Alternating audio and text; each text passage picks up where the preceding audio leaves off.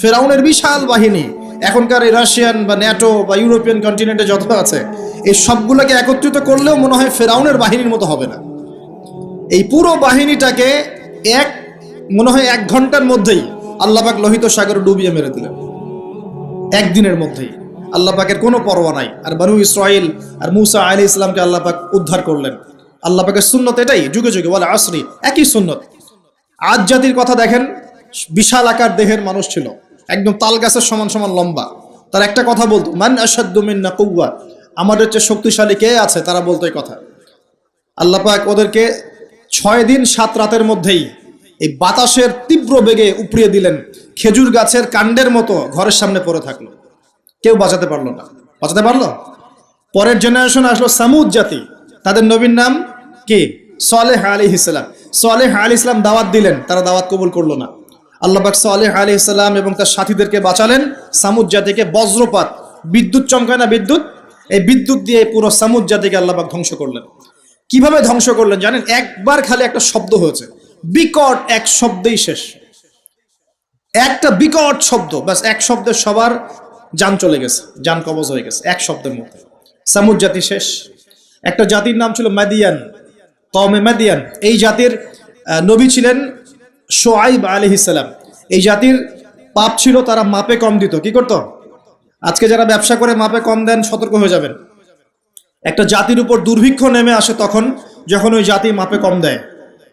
আমাদের সমাজে প্রচুর ব্যবসায়ী আছেন যারা মাপে কম দেন, ভেজাল খাওয়ান, একদিনের খাবার আরেকদিন খাওয়ান, মিথ্যা কসম করে পণ্য বিক্রি করেন এবং মানুষকে বিষ খাওয়াতেও দ্বিধাবোধ করেন না, সামান্য কয়টা টাকার জন্য।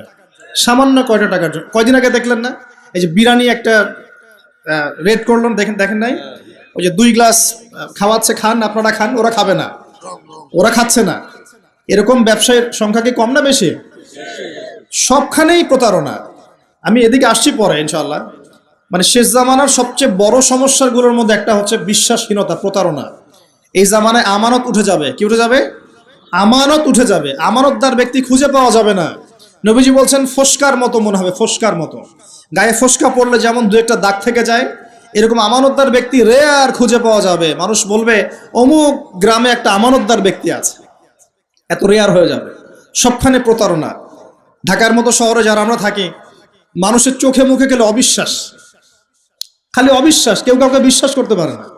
কেউ যদি একটা ভিক্ষুক যদি এসে গ্লাসের মধ্যে নক করে বলে যে আমাকে 2টা টাকা দেন, আমি ভাত খাইনি 3 দিন, বিশ্বাস করতে কষ্ট হয় যে সত্যি সত্যি নিচ্ছে না মিথ্যা মিথ্যা নিচ্ছে। এত অবিশ্বাস। এখন আলোচনা শুরু করতে যাই। আল্লাহ রাব্বুল আলামিন পবিত্র কুরআনুল কারীমের মধ্যে একটি অনবদ্য সূরা নাজিল করেছেন। এখান থেকে আলোচনাটা শুরু করতে যাচ্ছি। সূরাটার নাম হচ্ছে সূরাতুল আসর। কি সূরা? আল্লাহ পাক বলছেন বিসমিল্লাহির রহমানির রহিম, ওয়াল আসরি, সময়ের কসম, সময়ের কসম, মহাকালের কসম, ইন্নাল ইনসানা লাফি খুসর, নিঃসন্দেহে, নিঃসংকোচে, কোনো সন্দেহ নেই যে এই পুরো মানব জাতি ক্ষতির মধ্যে আছে। ইল্লাল্লাযীনা আমানু, তবে তারা নয়, তারা ব্যতীত যারা ঈমান এনেছে, ওয়া আমিলুস সলিহাত, এবং সতামল সম্পাদন করেছে, ওয়া তাওয়াসাউ বিল হাক্কি, পরস্পরকে সত্যের উপদেশ দিয়েছে, ওয়া তাওয়াসাউ বিস সাবর, এবং পরস্পরকে ধৈর্যের উপদেশ দিয়েছে। আল্লাহ রাব্বুল আলামিন বলছেন সময়ের কসম। সময়ের কসম আল্লাহ পাক কেন করলেন? তার আগে আমরা একটু জেনে নেই যে আল্লাহ পাক কি কসম করতে পারেন কিনা। উত্তর হচ্ছে হ্যাঁ, আল্লাহ রাব্বুল আলামিন তার সৃষ্টির কসম করতে পারেন, কিন্তু সৃষ্টি হিসেবে আমাদের জন্য জায়েজ নেই যে আমরা আল্লাহ ছাড়া অন্য কারো নামে কসম করব।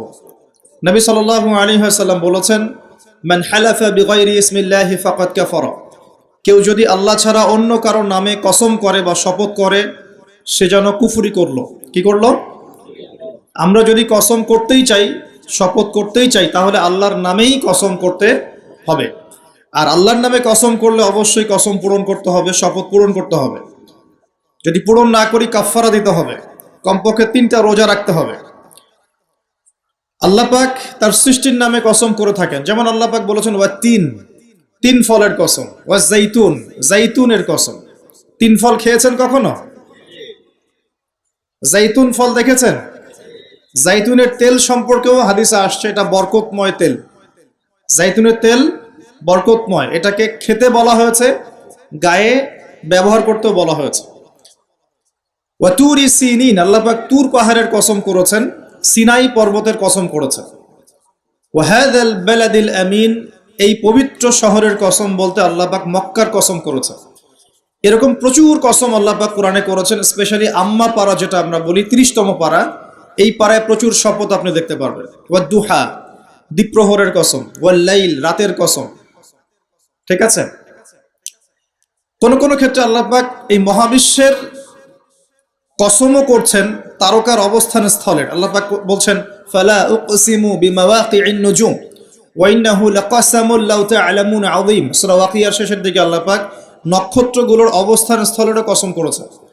কোন কোন ক্ষেত্রে আল্লাহ পাক নিজেরও কসম করেছেন, ফালা ওয়া রাব্বিক, কখনো নয় তোমার রবের শপথ করে বলছি, তোমার রবের শপথ করে বলছি, মানে আল্লাহ পাক নিজেই নিজের কসম করছেন যে ফালা ওয়া রাব্বিকা, কখনো নয় তোমার রবের কসম করে বলছি, তারা মুমিন হতে পারবে না যতক্ষণ পর্যন্ত তোমাকে হে নবী মুহাম্মদ সাল্লাল্লাহু আলাইহি ওয়াসাল্লাম তাদের মধ্যে অমীমাংসিত বিষয়ে তোমাকে ফয়সালাকারী রূপে গ্রহণ না করছে।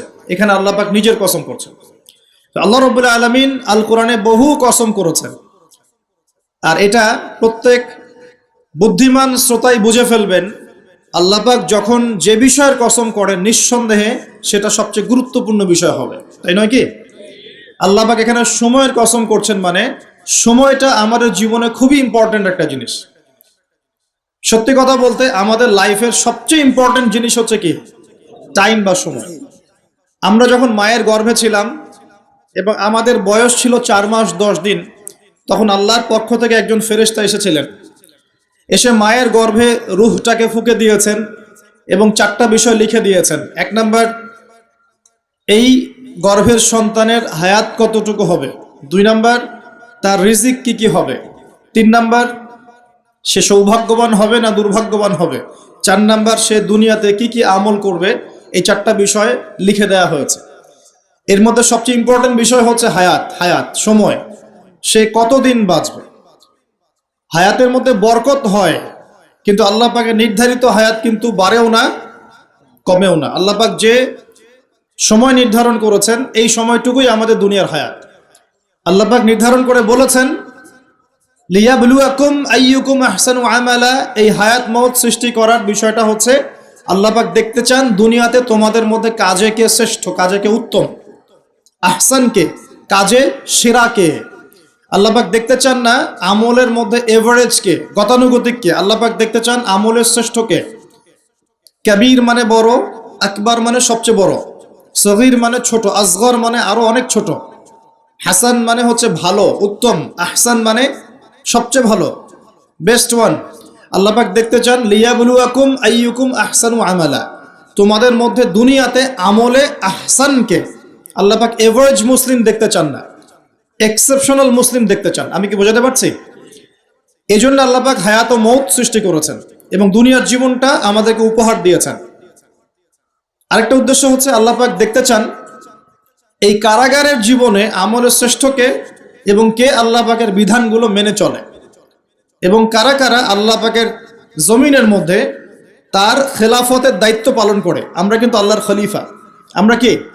আল্লাহর খলিফা। আমাদের পিতাকে আল্লাহ পাক সৃষ্টি করেছিলেন পৃথিবীতে আল্লাহর খলিফা হিসেবে। আল্লাহর খলিফার কাজ কি? শুধু ইবাদত করাই খলিফার কাজ নয়। আল্লাহর খলিফার কাজ হচ্ছে আল্লাহ পাকের জমিনের মধ্যে ন্যায় বিচার প্রতিষ্ঠা করা, আল্লাহর বিধান প্রতিষ্ঠা করা। এটা আল্লাহর খলিফার কাজ। যদি পৃথিবীতে আমরা আল্লাহ পাকের বিধান প্রতিষ্ঠা না করে শয়তানের বিধান প্রতিষ্ঠা করি, তাহলে আমরা আল্লাহর খলিফা থাকবো না, শয়তানের খলিফা হয়ে যাব। আমি কি বোঝাতে পারছি? আল্লাহ পাক দুনিয়ার এই কারাগারের জীবনটাতে আমাদেরকে নির্ধারিত সময় দিয়েছেন, ওয়াল আসরি, সময়ের কসম। আরেকটা অর্থ এখান থেকে নেওয়া যায়, সেটা হলো আল্লাহ পাক সময়ের কসম করে আমাদেরকে মূলত অতীতকালের দিকে তাকাতে বলছেন। কোন দিকে? অতীতের দিকে। কোরআন খুললে আপনি দেখবেন, আমার সামনে যে কিতাব আছে আল্লাহ পাকের কিতাব আল কোরআনুল কারীম, এই কোরআনুল কারীমকে আপনি 3টা ভাগে ভাগ করতে পারবেন। একটা অংশে গিয়ে দেখবেন এখানে আছে হুকুম আহকাম, কি করা যাবে কি করা যাবে না, কি করতে হবে কি করতে হবে না। দ্বিতীয় অংশে গিয়ে আপনি পাবেন আল্লাহ রাব্বুল আলামিনের তাওহীদ, রিসালাত, আখিরাত, এই বিষয়টা পাবেন। আল্লাহ এক, মুহাম্মদ সাল্লাল্লাহু আলাইহি ওয়াসাল্লাম শেষ নবী, এবং আখিরাত এর পরের জীবন, এর ধাপগুলো, হিসাব নিকেশ, জান্নাত জাহান্নাম, এগুলো পাবেন। আরেকটা অংশে গিয়ে আপনি পাবেন ইতিহাস। কি পাবেন? ইতিহাস। পূর্ববর্তী নবীগণের ইতিকথা পাবেন, একদম আদম আলাইহিস সালাম থেকে শুরু করে শেষ নবী মুহাম্মদ সাল্লাল্লাহু আলাইহি ওয়াসাল্লাম পর্যন্ত পুরো হিস্ট্রি আপনি কোরআনে পাবেন ইনশাআল্লাহ। আল্লাহ পাক ওয়াল আসরি বলে আমাদেরকে একটু পিছনের দিকে তাকাতে বলছেন, একটা জিনিস লক্ষ্য করতে বলছেন। সেই জিনিসটা কি? সেই জিনিসটা হচ্ছে আল্লাহ পাক লক্ষ্য করতে বলছেন যে আদম আলাইহিস সালাম থেকে শুরু করে শেষ নবী পর্যন্ত, বলেন মুহাম্মদ রাসূলুল্লাহ সাল্লাল্লাহু আলাইহি ওয়াসাল্লাম পর্যন্ত, আল্লাহ পাকের একটা কমন সুন্নত দেখা যাচ্ছে। কমন সুন্নত, সাধারণ সুন্নত। কি সুন্নত? প্রত্যেক যুগে যুগেই যারা আল্লাহ পাকের বিধান মেনেছে, তার নবীর আনুগত্য করেছে, আল্লাহ পাক সেই মুমিন মুসলিম বান্দাদেরকে দুনিয়াতেও নাজাত দিয়েছেন, পরকালেও জান্নাত দিয়েছেন। ঠিক আছে কথা? আচ্ছা, আরেকটা সুন্নত হচ্ছে প্রত্যেক যুগে যুগে, আদম থেকে নিয়ে শুরু করে মুহাম্মদ সাল্লাল্লাহু আলাইহি ওয়াসাল্লাম পর্যন্ত, প্রত্যেক যুগে যুগেই যে বা যারাই আল্লাহর কথা শোনে নাই, আল্লাহর বিধান মানে নাই, তার নবীর আনুগত্য করে নাই, আল্লাহ পাক দুনিয়াতেও ধ্বংস করেছেন, আখিরাতেও ধ্বংস করেছেন। এই সুন্নতটা ইতিহাসে একদম কমন। আমি এক্সাম্পল দিয়ে বোঝাচ্ছি। নূহ আলাইহিস সালামের যুগে চলে যান, একটু খেয়াল করে দেখেন, 950 বছর দাওয়াত দেওয়ার পরে মাত্র 40টা বা 80টা পরিবার ইসলাম কবুল করেছে। আল্লাহ পাক এই সারা দুনিয়ায় সেই 80টা পরিবারকেই বাঁচিয়ে রাখলেন, নিষ্কৃতি দিলেন, উদ্ধার করলেন, বাকি সবাইকে ডুবিয়ে মেরে দিলেন। আল্লাহর সুন্নত। আল্লাহ পাকের কিছুই পরোয়া নাই। পরোয়া আছে? আচ্ছা, তারও একটু আগে যান, আদম আলাইহিস সালামের 2 ছেলে হাবিল এবং কাবিল, মনে আছে? কাবিলের কুরবানি কবুল হয় না, হাবিলেরটা কবুল হয়। তো এখানে হিংসা, এখানে কি হিংসা, পরশ্রী কাতরতা। তারটা কেন কবুল হয়, আমারটা কেন হয় না? এই হিংসার বশবর্তী হয়ে এক পর্যায়ে কাবিল হাবিলকে হত্যাই করে ফেলল, এবং সেই হত্যাকাণ্ডের সাক্ষী ছিল একটা পাখি, তার নাম কি? কাক। কাক, হ্যাঁ, কাক সাক্ষী যে আদম আলাইহিস সালাম এর 2 সন্তান, এক সন্তানকে হত্যা করার পর আরেক সন্তান মাথায় হাত দিয়ে বসে আছে। কিভাবে তার ভাইকে দাফন করবে এই জ্ঞান তার কাছে নাই। আল্লাহ পাক কাককে পাঠালেন, সে মাটি খুঁড়ে দেখালো কিভাবে দাফন করতে হয়। তার মানে শিক্ষা আমাদের চারপাশেই আছে। শিক্ষা গ্রহণ করার জন্য সবসময় টেক্সট বুকের প্রয়োজন হয় না। শিক্ষা গ্রহণ করার জন্য সবসময় টেক্সট বুকের প্রয়োজন হয় না। এই ডারউইনের মতবাদের প্রয়োজন হয় না। শিক্ষা গ্রহণ করার জন্য একটু দূরদর্শিতাই যথেষ্ট। বহু মানুষ এই পৃথিবীতে বেঁচে আছেন যাদের অক্ষর জ্ঞান নাই, লিটারাল জ্ঞান নাই, কিন্তু তারা অনেক বেশি অভিজ্ঞতা সম্পন্ন আছেন না? আচ্ছা, এমনকি আমাদের প্রিয় নবী মুহাম্মদ রাসূলুল্লাহ সাল্লাল্লাহু আলাইহি ওয়াসাল্লাম কিন্তু এই আক্ষরিক জ্ঞান, আলিফ বা তা সা, এগুলো লিখতে পড়তে জানতেন না। এটা কি আপনারা জানেন? আল্লাহ পাক তাকেই শেষ নবী করেছেন, এবং আমরা তাকে বলি তিনি উম্মি। উম্মি মানে হচ্ছে অক্ষর জ্ঞানহীন। কিন্তু এই পৃথিবীর সবচাইতে জ্ঞানী মানুষ, ইতিহাসের শুরু থেকে শেষ পর্যন্ত সবচাইতে জ্ঞানী মানুষ হচ্ছেন মুহাম্মদ রাসূলুল্লাহ সাল্লাল্লাহু আলাইহি ওয়াসাল্লাম। অক্ষর জ্ঞানী সবকিছু নয়। সিগনেচার করতে পারলেই এই আপনার একটা জাতি জ্ঞানী হয় না। সাক্ষরতার হার বাড়লেই একটা জাতি জ্ঞানী হয় না। একটা জাতি জ্ঞানী হয় তখন যখন তার ভিতরে আধ্যাত্মিক পরিবর্তন আসে, যখন তার ভিতরে মানবিক গুণগুলো ইনস্টল হয়, যখন সে মানবতার কল্যাণে কাজ করতে পারে, যখন সে খারাপ পথে যায় না, ন্যায়ের পথে থাকে, অন্যায়ের পথে যায় না, তখন সে ভালো হয়। অক্ষর জ্ঞান সবকিছু নয়। আর আমরা এখন পাশের হারটাকে বেশি ফোকাস করি। কত পার্সেন্ট পাশের হার, কত পার্সেন্ট শিক্ষিত, এটা বড় কথা নয়, কত পার্সেন্ট পাশের হার। পাশের হার সবকিছু নয়। একটা দেশ আছে এখনো পৃথিবীতে, তার নাম ভুটান। কি নাম? বলা হয় যে পৃথিবীর সবচেয়ে সুখী দেশগুলোর মধ্যে একটা হচ্ছে ভুটান। তারা কিরকম জানেন? কৃষিকাজ করে। হ্যাঁ, কৃষিকাজ করে, দিন আনে দিন খায়, চাষাবাদ করে, ফসল ফলায়। যে ফসল খাওয়া দাওয়া করার পরে যেটা বেঁচে যায় সেটা এক্সপোর্ট করে। কেউ কারোর সাথে হানাহানিতে যায় না। হ্যাঁ, ছোট ছোট ছোট পরিবারে বিভক্ত, গোত্রীয়, সেখানে গোত্রীয় বিভাগ আছে, কিছু পলিটিশিয়ানরাও আছেন, কিন্তু কারোর সাথে কোনো হানাহানি কাটাকাটি এইসবে নাই তারা। পৃথিবীর সবচেয়ে সুখী দেশগুলোর তালিকায় ভুটানকে বলা হয় একটা দেশ। তো শিক্ষা নিলেন কাবিল কার কাছ থেকে? কাকের কাছ থেকে। এখানে একটা হাদিস মনে পড়ে যায়, শেয়ার করি। নবী সাল্লাল্লাহু আলাইহি ওয়াসাল্লাম বলেছেন, এই পৃথিবীতে প্রথম হত্যাকাণ্ড সংগঠিত করেছিল কাবিল। এই জন্যই এই পৃথিবীতে যত মানুষকে অন্যায়ভাবে হত্যা করা হবে, বিনা কারণে অন্যায়ভাবে হত্যা করা হবে, এই সমস্ত খুনের যে পাপ, এই পাপের একটা অংশ কাবিলের আমল নামায় যুক্ত করা হবে, বলি নাউজুবিল্লাহ। সদকায়ে জারিয়া যেমন আছে, আরেকটা টার্ম আছে, সেটা হলো গোনাহে জারিয়া। এটা কি? একটা মাদক দ্রব্যের বার খুলেছেন, আপনি মারা যাওয়ার পরেও যদি মানুষ মাদক খেতে থাকে, কবরে শুয়ে শুয়ে গোনা পাবেন ইনশাআল্লাহ। একটা গান গেয়েছেন যেখানে আজে বাজে মিউজিক আছে, বা আজে বাজে শিরকি কথা আছে, কুফরি কথা আছে, মানুষকে আপনার আল্লাহ থেকে দূরে সরাচ্ছে। যত মানুষ সেই গান গাবে এবং শুনবে, আপনার মৃত্যুর পরেও কবরে শুয়ে শুয়ে সেই গোনা পাবেন ইনশাআল্লাহ। একজন মানুষ সিনেমা হল করেছে এবং সেখানে নগ্ন ছবি প্রদর্শন করা হয়। আর এখনকার বেশিরভাগ সিনেমাতেই নগ্ন ছবি দেখানো হয়, কারণ এখন অনলাইনে ঢুকলেই মনে হয় এই জগৎ সমান সমান যৌনতা, মানে এই পৃথিবীটাই মানে যৌনতা, সবখানেই যৌনতা। এমনকি একটা স্যান্ডো গেঞ্জি কিনতে যাবেন, সেখানেও দেখবেন একটা নগ্ন মেয়ের ছবি দিয়ে রেখে দিয়েছে, মানে সব যৌনতা। তো এই যে সিনেমা হলটা করেছেন, যত মানুষ এখানে সিনেমা দেখবে, যদি আপনি মারাও যান, যত মানুষ সিনেমা দেখতে থাকবে, এই গোনার একটা অংশ আপনার কবরে অটোমেটিক ট্রান্সফার হতে থাকবে ইনশাআল্লাহ। এভাবেই যদি আপনি মাদ্রাসা করেন, যত মানুষ পড়বে, আগামীতে শিক্ষিত হবে, দিনের জ্ঞান অর্জন করে মানুষের মধ্যে দাওয়াতের কাজ করবে, সমস্ত নেক আমলের একটা অংশ আপনি পাবেন ইনশাআল্লাহ। একটা মসজিদ করেছেন, মসজিদে ইনভেস্ট করেছেন, একটা মসজিদ করে দিয়েছেন, এই মসজিদে যত মানুষ নামাজ পড়বে ইনশাআল্লাহ আপনি এর একটা নেকির ভাগিদার হবেন ইনশাআল্লাহ। আপনি একটা বই লিখেছেন অথেন্টিক সুন্দর, এই বই যত মানুষ পড়ে উপকৃত হবে, আপনি কবরে শুয়ে শুয়ে নেকি পাবেন ইনশাআল্লাহ। ভালো কিছু বলেছেন, ভালো লেকচার দিয়েছেন, যত মানুষ শুনবে, আমল করবে, জীবন পরিবর্তন করবে, ইনশাআল্লাহ আপনি কবরে শুয়ে শুয়ে নাকি পাবেন ইনশাআল্লাহ তাআলা। এটা সবচেয়ে সেরা ইনভেস্ট, সবচেয়ে সেরা ব্যবসা। আল্লাহ পাক আমাদেরকে এই ধরনের ব্যবসা বেশি বেশি করার তৌফিক দান করুন। এখানে একটা প্রশ্ন আসবে যে হাবিলকে কেন কাবিল হত্যা করলো? উত্তর হচ্ছে হিংসা। উত্তরটা কি? এই কাবিলের সুন্নত কিন্তু 1400 বছর না, 1400 বছর তো নবীর যুগই চলে গেছে। আসলে এই লক্ষ লক্ষ বছরের পরেও কাবিলের এই সুন্নত কিন্তু শেষ হয়ে যায় নাই, এখনো কিন্তু হাবিল কাবিলের সুন্নত সমাজে আছে। যখনই দেখা যাবে যে কেউ কোনো ভালো কাজ করছে, ভালো কিছু হচ্ছে, তখন এক শ্রেণীর কাবিল অটোমেটিক বের হয়ে যাবে, যারা এই হাবিলের পিছনে লেগে যাবে। কথা ঠিক কি না? প্রতিটা সেকশন এটা আছে। যদি পলিটিক্যাল ক্ষেত্রে একজন পলিটিশিয়ান ভালো কাজ করা শুরু করে, কিছু কাবিল বের হয়ে তার বিরোধিতা করা শুরু করবে, দেখবেন। সমাজের ক্ষেত্রে কিছু ভালো নেতা যদি বের হয়, তারা ভালো কাজ করছে, মানব সেবামূলক, কিছু বের হবে কাবিল, যারা এর পিছনে লেগে থাকবে।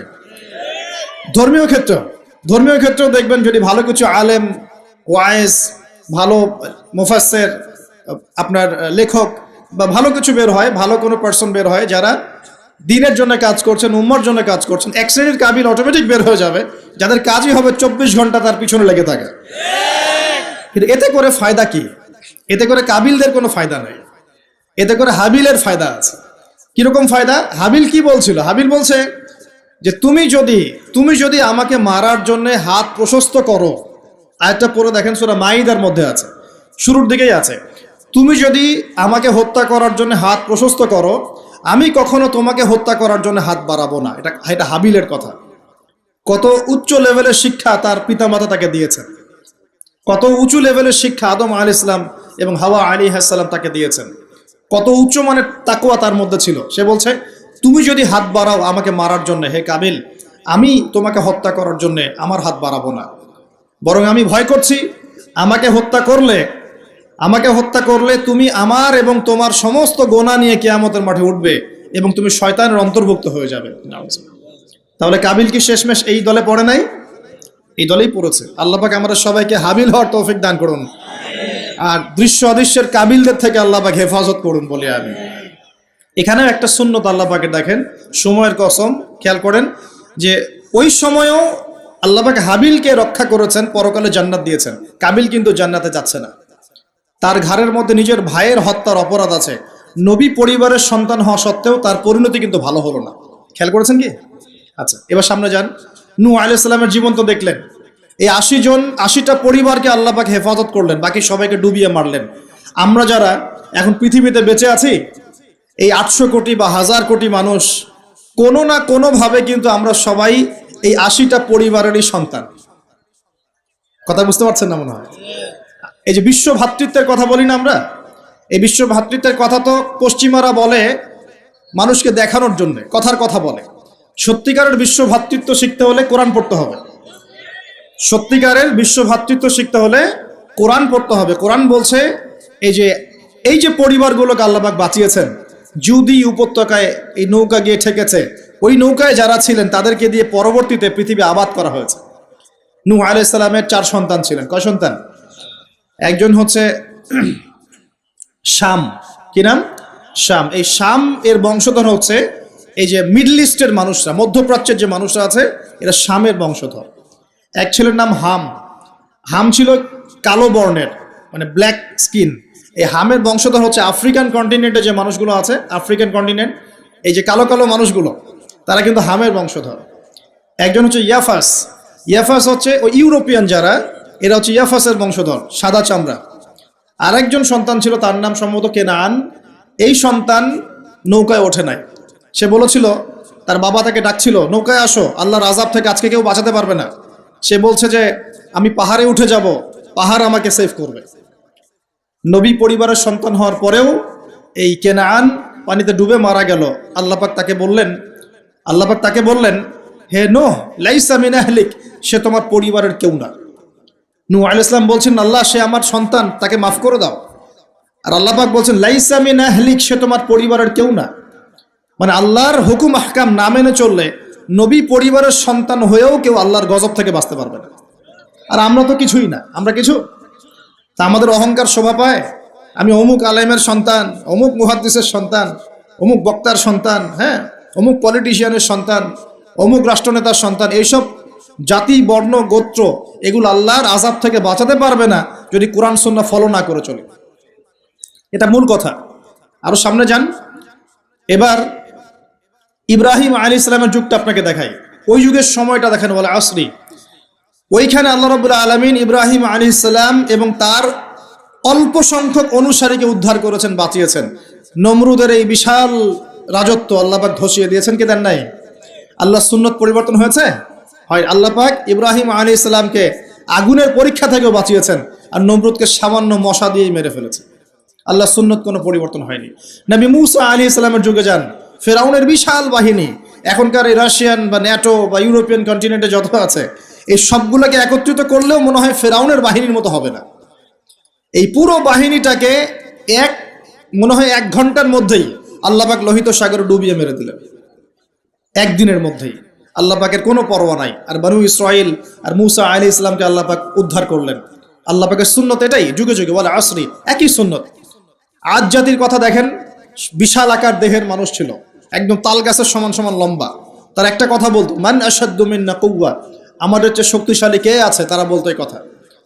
আল্লাহ পাক ওদেরকে 6 দিন 7 রাতের মধ্যেই এই বাতাসের তীব্র বেগে উপড়িয়ে দিলেন, খেজুর গাছের কাণ্ডের মতো ঘরের সামনে পড়ে থাকলো। কেউ বাঁচাতে পারলো না। বাঁচাতে পারলো? পরের জেনারেশন আসলো সামুদ জাতি, তাদের নবীর নাম কি? সালেহ আলাইহিস সালাম। সালেহ আলাইহিস সালাম দাওয়াত দিলেন, তারা দাওয়াত কবুল করলো না। আল্লাহ পাক সালেহ আলাইহিস সালাম এবং তার সাথীদেরকে বাঁচালেন সামুদ জাতিকে। বজ্রপাত, বিদ্যুৎ চমকায় না, বিদ্যুৎ, এই বিদ্যুৎ দিয়ে পুরো সামুদ জাতিকে আল্লাহ পাক ধ্বংস করলেন। কিভাবে ধ্বংস করলেন জানেন? একবার খালি একটা শব্দ হয়েছে, বিকট এক শব্দেই শেষ। একটা বিকট শব্দ, ব্যাস, এক শব্দে সবার জান চলে গেছে, জান কবজ হয়ে গেছে এক শব্দের মধ্যে। সামুদ জাতি শেষ। একটা জাতির নাম ছিল মাদিয়ান, কওমে মাদিয়ান। এই জাতির নবী ছিলেন শুআইব আলাইহিস সালাম। এই জাতির পাপ ছিল, তারা মাপে কম দিত। কি করত? আজকে যারা ব্যবসা করে মাপে কম দেন, সতর্ক হয়ে যাবেন। একটা জাতির উপর দুর্ভিক্ষ নেমে আসে তখন, যখন ওই জাতি মাপে কম দেয়। আমাদের সমাজে প্রচুর ব্যবসায়ী আছেন যারা মাপে কম দেন, ভেজাল খাওয়ান, একদিনের খাবার আরেক দিন খাওয়ান, মিথ্যা কসম করে পণ্য বিক্রি করেন, এবং মানুষকে বিষ খাওয়াতেও দ্বিধাবোধ করেন না, সামান্য কয়টা টাকার জন্য। সামান্য কয়টা টাকার জন্য। কয়দিন আগে দেখলেন না, এই যে বিরিয়ানি একটা রেড করলেন, দেখেন নাই? ওই যে 2 গ্লাস খাওয়াচ্ছে, খান, আপনারা খান, ওরা খাবে না, ওরা খাচ্ছে না। এরকম ব্যবসায়ীর সংখ্যা কি কম না বেশি? সবখানেই প্রতারণা। আমি এদিকে আসছি পরে ইনশাআল্লাহ। মানে শেষ জামানার সবচেয়ে বড় সমস্যাগুলোর মধ্যে একটা হচ্ছে বিশ্বাসহীনতা, প্রতারণা। এই জামানায় আমানত উঠে যাবে। কি উঠে যাবে? আমানত উঠে যাবে, আমানতদার ব্যক্তি খুঁজে পাওয়া যাবে না। নবীজি বলছেন ফোস্কার মতো মনে হবে, ফোস্কার মতো। গায়ে ফোস্কা পড়লে যেমন দু একটা দাগ থেকে যায়, এরকম আমানতদার ব্যক্তি রেয়ার খুঁজে পাওয়া যাবে। মানুষ বলবে অমুক গ্রামে একটা আমানতদার ব্যক্তি আছে, এত রেয়ার হয়ে যাবে। সবখানে প্রতারণা। ঢাকার মতো শহরে যারা আমরা থাকি, মানুষের চোখে মুখে গেলে অবিশ্বাস, খালি অবিশ্বাস, কেউ কাউকে বিশ্বাস করতে পারে না। কেউ যদি একটা ভিক্ষুক যদি এসে গ্লাসের মধ্যে নক করে বলে যে আমাকে 2টা টাকা দেন, আমি ভাত খাইনি 3 দিন, বিশ্বাস করতে কষ্ট হয় যে সত্যি সত্যি নিচ্ছে না মিথ্যা মিথ্যা নিচ্ছে, এত অবিশ্বাস এখন। তারপরে ভিক্ষারও সিস্টেম, বলে যে আমাকে একটা কম্বল কিনে দেন, বড় বড় ফিগার চাচ্ছে, বড় ফিগার, আমি শাড়ি কিনবো, আমি লুঙ্গি কিনবো, মানে সবার কাছে এই কথা বলে বলে সে টাকা উঠাচ্ছে। পরে গিয়ে দেখেন ওই টাকার একটা অংশ সে মাশাআল্লাহ নষ্ট করে ফেলছে, আর একটা অংশ দিয়ে কি করছে জানেন? শুনলে অবাক হয়ে যাবেন। একটা কোলের বাচ্চাকে নিয়ে ভিক্ষা করছে। কোলের বাচ্চাটা সে হায়ার করে আনছে একজনের কাছে, ভাড়া নিয়ে আসছে, সেটা তার বাচ্চা না, অন্য কারো বাচ্চা ভাড়া নিয়ে আসছে, এবং সেই বাচ্চাটাকে ঘুমের ওষুধ খাইয়ে দেয়। কি খাইয়ে দেয়? ঘুমের ওষুধ খাইয়ে দেয়, ফিডারের সাথে বা অন্য কিছুর সাথে ঘুমের ওষুধ খাইয়ে দেয়। বাচ্চা ঘুমায়, আর বাচ্চাকে ফেলে রেখে সে বলে যে বাচ্চা অসুস্থ, চিকিৎসার জন্য টাকা দেন, চিকিৎসার জন্য টাকা দেন। মানুষ টাকা দিয়ে যায়, কেউ দেয় কেউ দেয় না, দিয়ে যায়।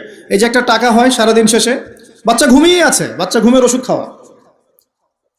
তারপরে এই বাচ্চাটার ওসিলায় যে টাকাগুলো সে আর্ন করলো হারাম পথে, এর একটা অংশ সে এই বাচ্চার আসল পিতামাতাকে দিবে, দিয়ে বাকি অংশ সে সিন্ডিকেট করে খেয়ে ফেলবে। এটাও হয় ঢাকা শহরে। তাহলে এই যুগে আপনি কাকে বিশ্বাস করবেন? কিভাবে বিশ্বাস করবেন? কিভাবে বিশ্বাস করবেন? এটা অবিশ্বাসের যুগ চলছে। জনগণ সরকারকে বিশ্বাস করতে পারে না, সরকার জনগণকে বিশ্বাস করতে পারে না। সমাজ নেতা জনগণকে বিশ্বাস করতে পারে না, জনগণ সমাজ নেতাকে বিশ্বাস করতে পারে না। একজন ইমাম সাহেবকে মুসল্লি বিশ্বাস করতে পারে না, মুসল্লিকে ইমাম সাহেব বিশ্বাস করতে পারে। কোনো কোনো ক্ষেত্রে একটা ওয়াজ মাহফিল হচ্ছে, ওয়াজ মাহফিলের আয়োজক কমিটিকে বক্তা বিশ্বাস করতে পারে না, বক্তাকে ওয়াজ মাহফিলের কমিটি বিশ্বাস করতে পারে। এমনও হয়েছে, ওয়াজ করে চলে গেছি, এমনও হয়েছে যে ওই যে খামের ভিতরে সব পাত্তি, কিছুই নাই। তো এরকমও যে হইতে পারে সেটা তো কল্পনা ছিল না। আসেন হুজুর দেখা যাবে, আসার পরে আর দেখার নাম নাই। কোনো কোনো মাহফিল হয়েছে এমন, মাহফিল নেমে গাড়িতে ওঠার পর মাহফিল কমিটির ফোন নাই, বন্ধ, কিভাবে বাসায় যাব কোনো ফিকির নাই। তো প্রত্যেকটা ক্ষেত্রে প্রতারণা, প্রতিটা সেক্টরে, উপর থেকে নিচ সব জায়গায় প্রতারণা। এই যুগে আপনি আবার একটা মেয়েকে ভালোবাসতে চাচ্ছেন, ভাবছেন যে সে আপনার বিশ্বাস রক্ষা করবে, এখানেও প্রতারণা। দাঁড়ান আমি কন্টেন্ট হারিয়ে ফেলবো আর কি। ছেলেকে বাবা বিশ্বাস করতে পারছে না, বাবাকে ছেলে বিশ্বাস করতে পারছে না। দেখেন সন্তানের জন্য, সম্পত্তির জন্য ছেলে বাবাকে হত্যাও করেছে, এই যুগে ঘটনা। সম্পত্তির জন্য ছেলে মাকে হত্যা করেছে। আমি উত্তরবঙ্গের একটা ঘটনা জানি, মাকে জবাই করে দিয়েছে সন্তান সম্পত্তির জন্য। স্বামী স্ত্রীকে বিশ্বাস করতে পারে না, স্ত্রীকে স্বামী বিশ্বাস করতে পারে না। হ্যাঁ, তো এই জামানার সবচেয়ে বড় সমস্যা হচ্ছে এই জামানা থেকে বিশ্বাস উঠে গেছে, কেউ কাউকে বিশ্বাস করতে পারে না। খেয়াল করে দেখবেন, ইভেন বাজারে যাচ্ছেন, বাজারে গেলে কেনাকাটা করছেন, একটা অবিশ্বাস সবার চোখে মুখে, না জানি ও আমাকে ঠকায় দেয় কিনা। কেউ যদি ভালো মতো এসে 1 কাপ চাও অফার করে, ভাই আসেন চা খাই 1 কাপ, বিশ্বাস করতে কষ্ট হবে, না জানি চায়ের সাথে কি খাওয়ায় দেয়। সব ক্ষেত্রে, প্রতিটা ক্ষেত্রে একই অবস্থা।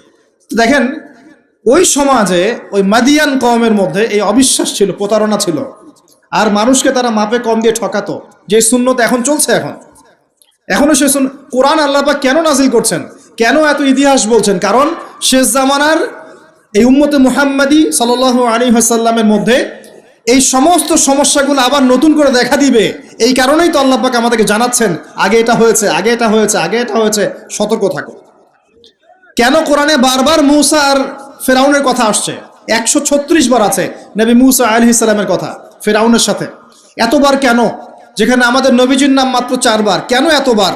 কারণ শেষ জামানায় উম্মতে মুহাম্মাদের সময়ে মূসা এবং ফেরাউনের সময় যা যা হয়েছিল এগুলোর পুনরাবৃত্তি হবে আবার। আল্লাহ পাক সচেতন থাকতে বলছেন। এ যুগেও কি নতুন করে ফেরাউনটা বের হয়ে আসে নাই? ফেরাউন এবং তার দলবল বানু ইসরাইলের উপরে যা করেছিল, এখন ইহুদিরা সেই মুসলিমদের উপর তাই করছে না? একই জিনিস ঘুরে ফিরে আসছে। এই কারণে আল্লাহ পাক আমাদেরকে সতর্ক থাকতে বলছেন, বারবার কোরআন এগুলো রিপিট করছেন। ইতিহাস কেন ব্যাখ্যা করছেন আল্লাহ পাক? বলে আসরি, সময়ের কসম, সময়কে মূল্যায়ন করেন, সময়ের পিছনের দিকে তাকিয়ে দেখেন সময় কত সময় চলে আসছে। এই কমে মাদিয়ান মাপে কম দিত। আমরা যারা ব্যবসা করি আল্লাহর ওয়াস্তে মাপে কম দিবেন না।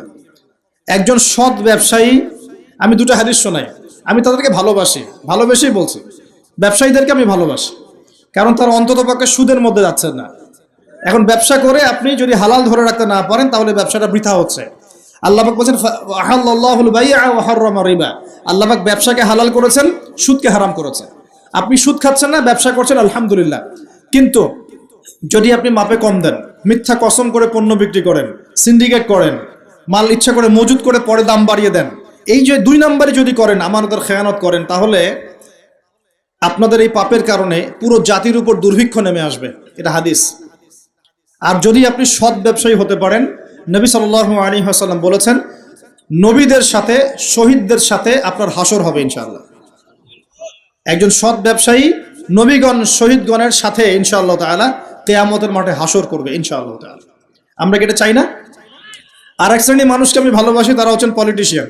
কেন ভালোবাসি? কারণ তারা অ্যাটলিস্ট কাপুরুষতার পরিচয় না দিয়ে নিজের কাঁধে দায়িত্ব নিয়ে সমাজ সংস্কার করার চেষ্টা করছে।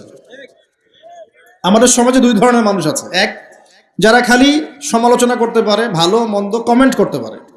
আর এক শ্রেণীর মানুষ চ্যালেঞ্জ গ্রহণ করতে পারে, যে আমি চ্যালেঞ্জ নিয়ে এটাকে পরিবর্তন করব। এই 2 শ্রেণীর মানুষ পাবেন আপনি। এক, কোনো কাজের না, সারাদিন কমেন্ট করতে পারে, এটা ভালো না, এটা ভালো, এটা খারাপ, এটা এই, এটা সেই, এটা করতে হবে, ওইটা, মানে এদেরকে আমি নাম দিয়েছি করতে হবে গ্রুপ অফ ইন্ডাস্ট্রিজ। মানে করতে হবে, এটা করতে হবে, ওইটা করতে হবে, এটা করা উচিত, ওইটা করা উচিত। খুবই বুদ্ধিদীপ্ত মানুষেরা, কিন্তু কাপুরুষ।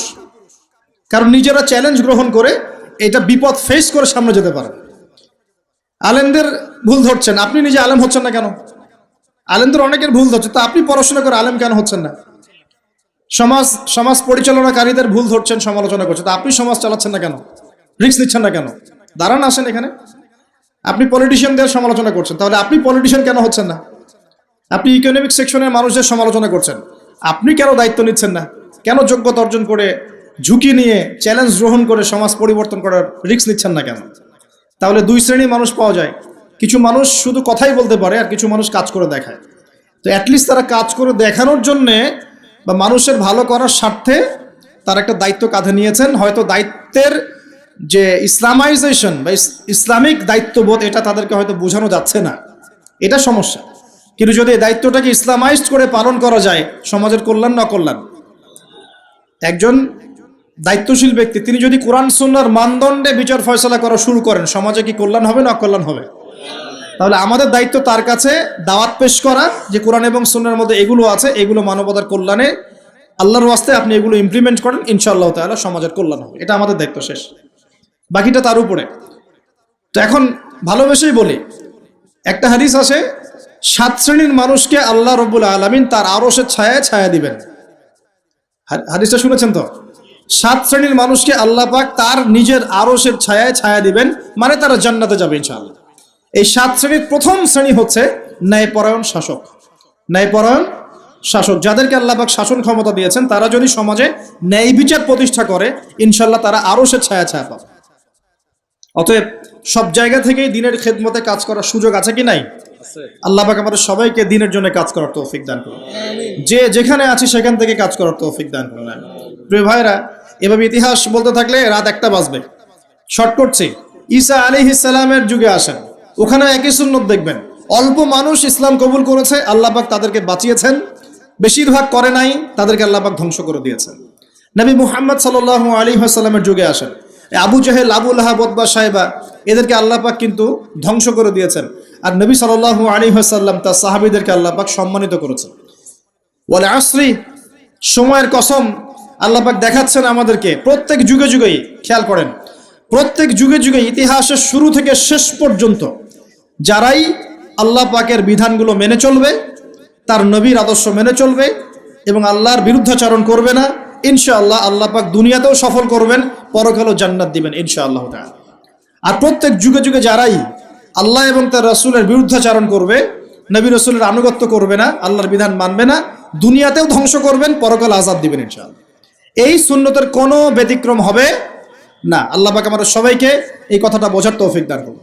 এবার এই সময় বা মহাকালের কসম আল্লাহ পাক আরেকটা কারণে করেছেন, যুবক ভাই আপনি বোঝেন। এই সময় বা মহাকালের কসম আল্লাহ পাক আরো একটা কারণে করেছেন, সেটা হলো আল্লাহ পাক আমাদের হায়াতকে মূল্যায়ন করতে বলছেন। আল্লাহ পাক আমাদের হায়াতকে মূল্যায়ন করতে বলছেন। একটু চোখ বন্ধ করে রাত্রেবেলা চিন্তা করবেন, মনে করেন আপনার হায়াত 60 বছর। কত বছর মনে করেন? ফর এক্সাম্পল, চোখ বন্ধ করবেন, আজকে বাসায় গিয়ে ঘুমানোর সময় দোয়া দরুদ পড়ে চোখটা বন্ধ করে ভাববেন আদনান ভাই কথাটা বলে গেছে, একটু ভাবি। এইটুক যদি ভাবতে পারেন আজকে বাসায় গিয়ে, আজকে ওয়াজ আমার সফল ইনশাআল্লাহ।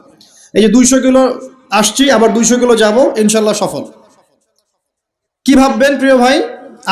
আমিও কিন্তু তরুণ, আমি কিন্তু বুড়া হয়ে যাই নাই। বুড়া হয়ে গেছি এখনো? আচ্ছা, আপনিও তরুণরা একটু ভাবি, চোখ বন্ধ করে ভাববেন যে আল্লাহ পাক আপনাকে সৃষ্টি করেছিলেন আল্লাহর ইবাদত করার জন্য। সূরা জারিয়াত 56 নম্বর আয়াত, ওয়া মা খালাকতুল জিন্না ওয়াল ইনসা ইল্লা লিয়াবুদুন। 1 2 আল্লাহ পাক আপনাকে সৃষ্টি করেছিলেন যাতে করে আল্লাহর দ্বীনটাকে আপনি আল্লাহর জমিনে প্রচার করেন, প্রসার করেন, প্রতিষ্ঠা লাভ করেন। এই দুইটা আপনার কাজ ছিল। এখন আপনার বয়স হয়ে গেছে 30 বা 25, ধরে নেন যে আপনার হায়াত 60 বছর। তার মানে আপনার জীবনে বাকি আছে এখন 30 বছর। এই যে 30 বছর আপনি নষ্ট করেছেন বা চলে গেছে, চোখ বন্ধ করে চিন্তা করবেন এই 30 বছরে কত ওয়াক্ত নামাজ পড়েছেন, কতদিন রোজা রেখেছেন, এই 30 বছরে 30টা আয়াত আপনি পড়েছেন কিনা, এই 30 বছরে 30টা সূরা আপনি শিখেছেন কিনা, 30 বছরে আপনি 30টা ইসলামিক বই পড়েছেন কিনা, আপনি নবীর 30টা হাদিস পড়েছেন কিনা, 30 দিন জামাতের সাথে নামাজ পড়েছেন কিনা, 30 দিন দিনের দাওয়াত দিয়েছেন কিনা, 30টা দিন দান সদকা করেছেন কিনা। আমি খুব বেসিক কথা বলছি, আমি বলিনি আপনি 30 দিন 30টা যুদ্ধ করেছেন কিনা, এই কথা বলিনি। আমি আপনাকে বেসিক কথা বলছি, একদম বেসিক প্রাইমারি কথা। আপনি 30 দিন নামাজ পড়েছেন কিনা, 30টা রোজা ঠিক মতো রাখছেন কিনা, আপনি কি 30 বার মেয়েকে দেখে চোখ নামাতে পেরেছেন কিনা, আপনি কি 30টা সূরা শিখেছেন কিনা, 30 বার আপনি কি রাসূলের জীবনী পড়েছেন কিনা, তার হাদিস পড়েছেন কিনা, আপনি কি নবী সাল্লাল্লাহু আলাইহি ওয়াসাল্লামের স্ত্রীদের নাম জানেন কিনা, তার জীবনী জানেন কিনা, আকীদা কি জিনিস আপনি জানেন কিনা, 30টা মাসলা মাসাইল আপনি বোঝেন কিনা। আপনি চিন্তা করবেন আজকে, এই একটা চিন্তা আপনার জীবনটাকে বদলে ফেলবে ইনশাআল্লাহ। এই একটা চিন্তাই যথেষ্ট আপনার জীবনকে বদলে ফেলার জন্য।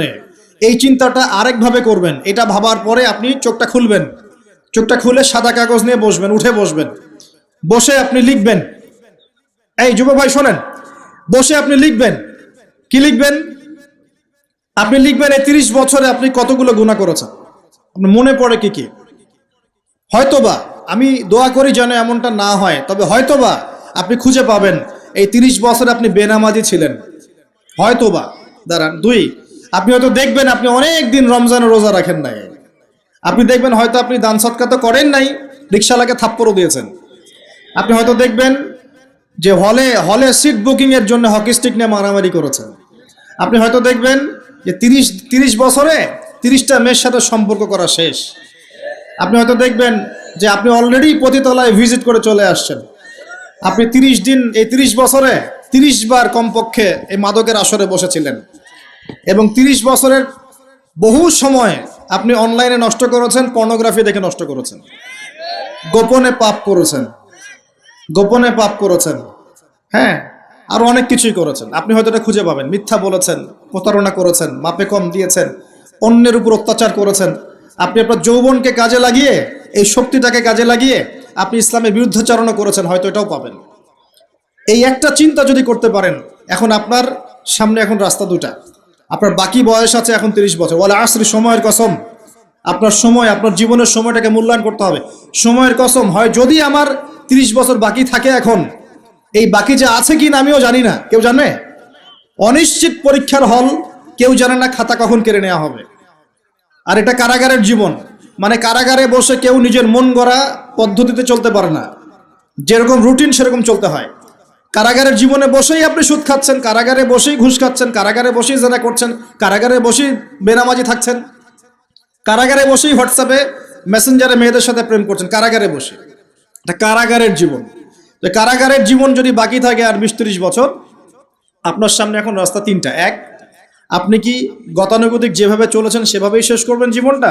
যদি শেষ করে দেন তাহলে পৃথিবীর ইতিহাস থেকে আপনার নাম একদিন মুছে যাবে, আপনি একাই কবরে শুয়ে থাকবেন, আপনার আত্মা ইল্লিনে না গিয়ে সিজ্জিনে চলে যাবে, পৃথিবীর কোনো মানুষ আপনাকে মনে রাখবে না, আপনি একা একাই আযাব ভোগ করতে থাকবেন, কেউ আপনাকে বাঁচাতে আসবে না, শেষ।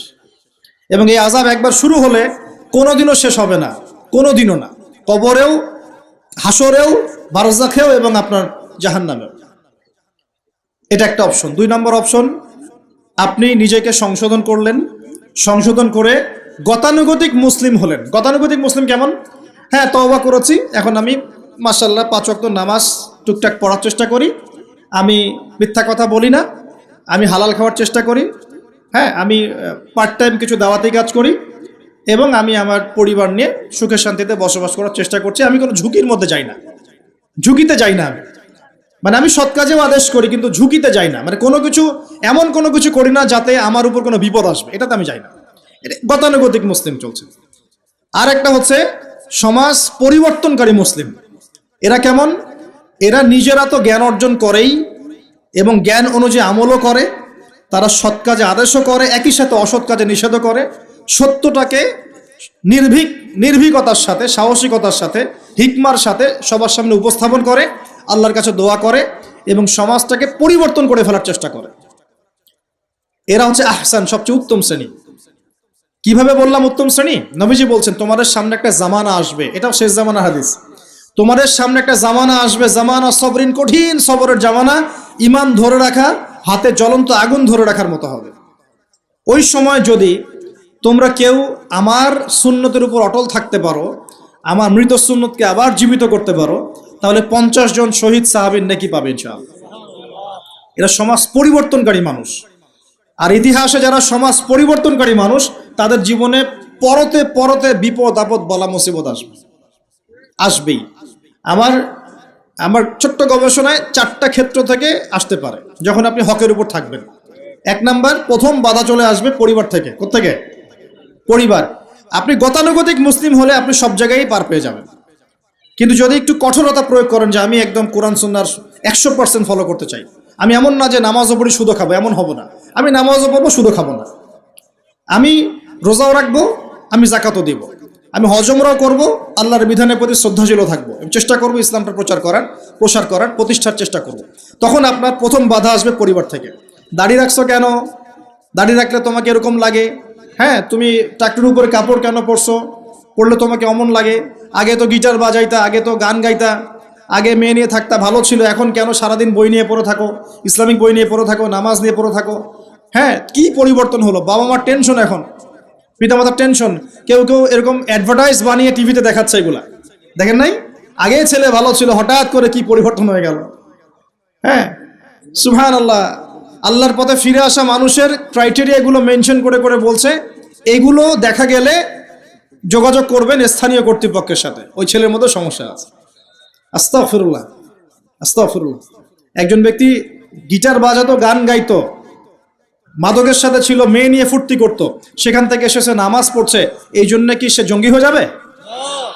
এখন সে মাশাআল্লাহ কোরআন তেলাওয়াত করছে, কোরআন বোঝার চেষ্টা করছে, আলেম ওলামার কাছে গিয়ে পরামর্শ করছে, হাদিস পড়ছে, এই জন্য কি সে জঙ্গি হয়ে গেছে? পশ্চিমারা যা গিলায় আমরা তাই গিলি, পশ্চিমারা যা গিলায় আমরা তাই গিলবো কেন? ওদের কাছে কিসের জ্ঞান আছে? পশ্চিমাদের কাছে কোরআনের জ্ঞান আছে, হাদিসের জ্ঞান আছে। ও সিলেক্ট করে দিবে যে কোনটা জিহাদ আর কোনটা জঙ্গিবাদ। আশ্চর্য একটা ব্যাপার। কোরআন এবং সুন্নাহর চর্চা যদি মুসলিমরা করে, তাহলে কি তারা সন্ত্রাসী হয়ে যাবে?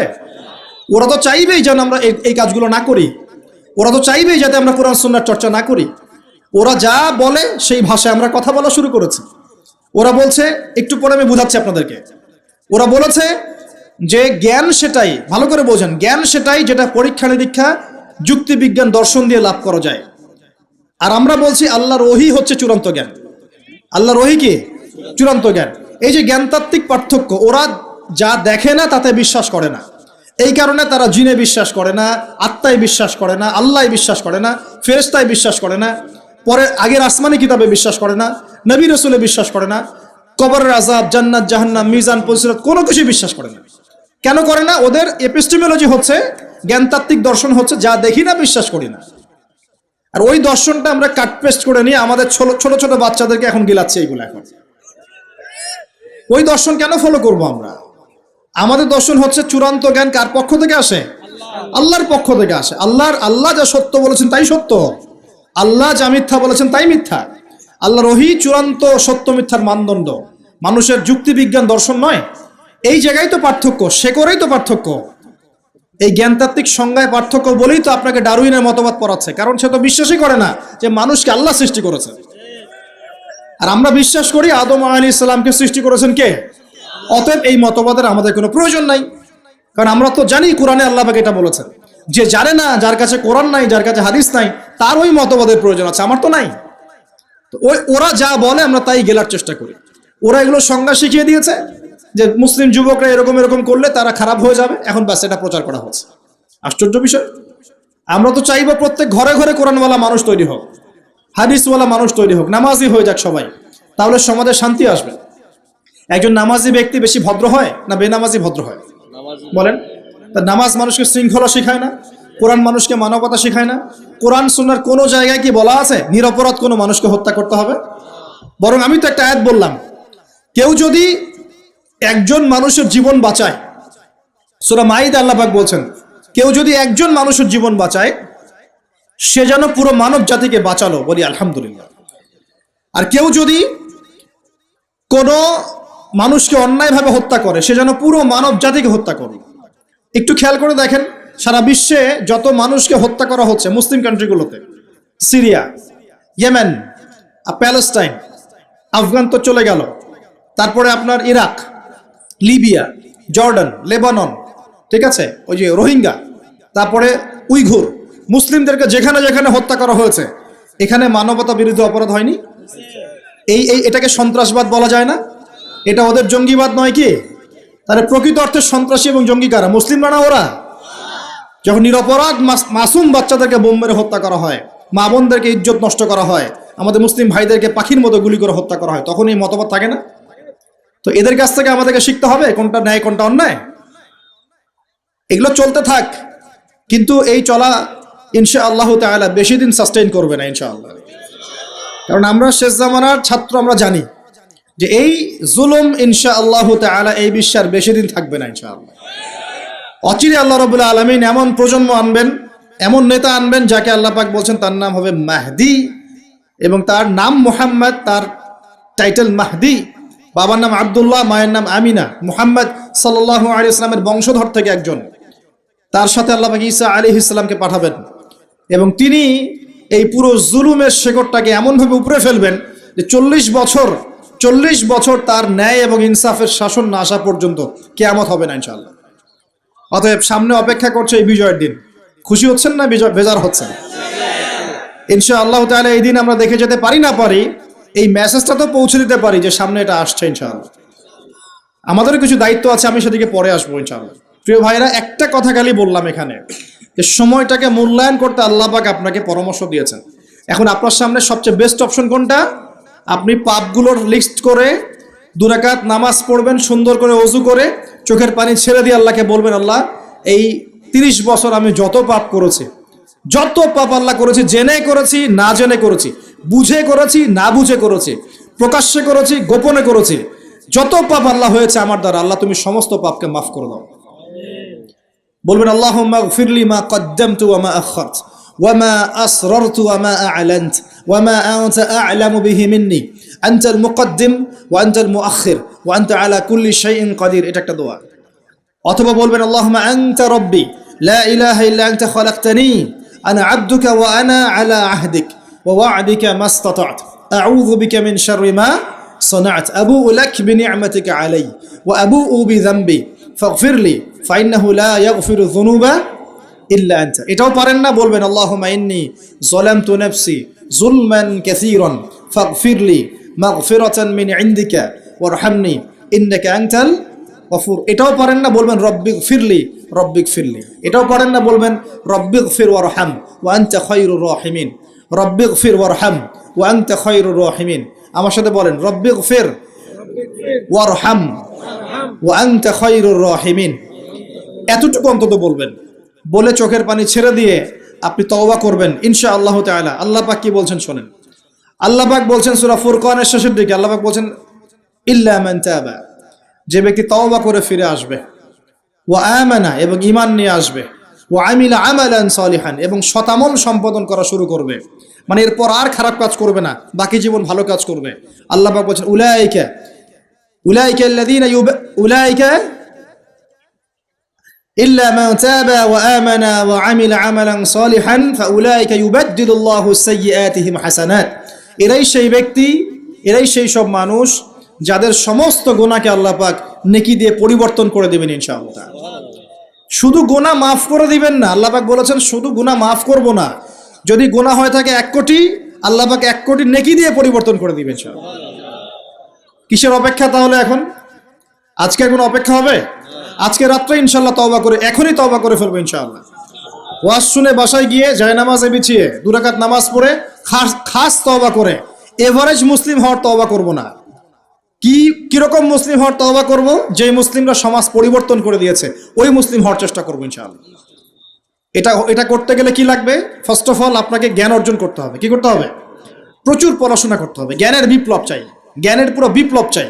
তারপরে বেশি বেশি নেক আমল করতে হবে নবীর সুন্নাহ অনুযায়ী। এরপর হালাল খাইতে হবে। তারপরে আদর্শ পরিবার করতে হবে, নিজের পরিবারে পর্দা সালাত কায়েম করতে হবে। তারপরে সমাজে সৎ কাজে আদেশ করবেন, অসৎ কাজে নিষেধ করবেন। এই যে মানব কল্যাণমূলক কাজ করবেন, সবার সাথে ঐক্যবদ্ধ থাকবেন, বিভক্ত হবেন না, সবার কল্যাণ চাবেন, কারো অকল্যাণ চাবেন না, কারোর সাথে হিংসা বিদ্বেষ গীবত তহমতের মধ্যে যাবেন না, সমালোচনা সংস্কৃতির মধ্যে যাবেন না, আল্লাহওয়ালা আত্মশুদ্ধিওয়ালা মানুষের কাছে থাকবেন, পলিটিশিয়ানদের সাথে ভালো সম্পর্ক রাখবেন, তাদেরকে নিয়ে দিনের কাজ করবেন, তাদেরকে বাদ দিয়ে দিনের কাজ করবেন না, তাদেরকে নিয়ে দিনের কাজ করবেন, এবং তাদের মধ্যে যারা সৎ, যারা তাদেরকে ভোট দিবেন। সমস্যা কি? ডেমোক্রেসি 100% ইসলামিক পদ্ধতি কিনা সেটা পরের প্রশ্ন। এখান থেকে আপনি এখন বের হতে পারছেন না, তার মানে এখান থেকে স্কিপ করা আপনার পক্ষে পসিবল হচ্ছে না। তাহলে যে ব্যক্তি সৎ তাকে কমসে কম নিযুক্ত করেন। সমস্যা কোথায়? তার দ্বারা কিছুটা হলেও তো উপকার হবে। মানে নাই মামার চেয়ে তো কানা মামা ভালো নাকি? খেলাফত তো কায়েম করতে পারছেন না, পারছেন? তাহলে যে পদ্ধতির মধ্যে তুলনামূলক কিছু সৎ মানুষ আছে ওই মানুষগুলোকে নিয়ে আসেন। সমস্যা কোথায়? ইনশাল্লাহ তারাও দিনের জন্য কাজ করবে। আমরা একটা ঐক্যবদ্ধ জাতি হিসেবে বিশ্বের বুকে মাথা তুলে দাঁড়াবো ইনশাআল্লাহ তাআলা। ইনশাআল্লাহ আমি খুব স্বপ্ন দেখি, আমি খুব আশা পোষণ করি। আর স্বপ্ন দেখতে হয়, স্বপ্নই আপনাকে ঘুমাতে দিবে না। স্বপ্ন কি? স্বপ্ন দেখতে হয়। স্বপ্ন নিয়ে তো মানুষ বাঁচে। একটা উন্নত জাতি গঠনের এবং সব দিক থেকে সমৃদ্ধ একটা দেশ গঠনের স্বপ্ন আমরা সবাই দেখব, কেন দেখব না?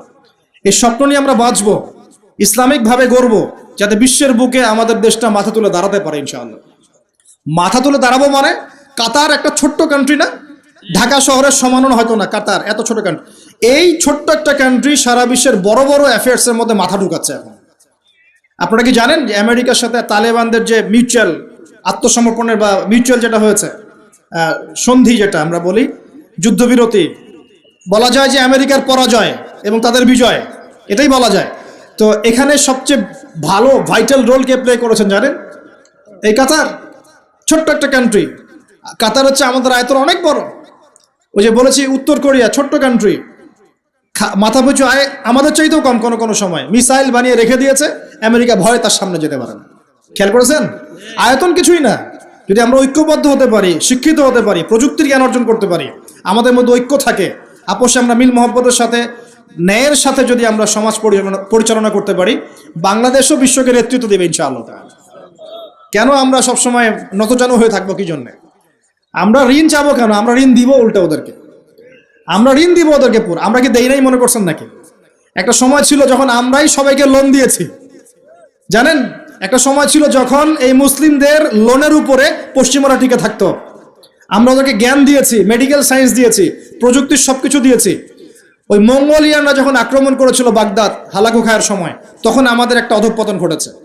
অনেক জ্ঞান, অনেক সম্পদ নষ্ট হয়ে গেছে। তারপর যখন ক্রুসেড শুরু হলো, ক্রুসেড ব্যাক টু ব্যাক 3-4টা ক্রুসেড হয়েছে, এই ক্রুসেডগুলোতে মুসলিমদের কিছুটা অধঃপতন হয়েছে।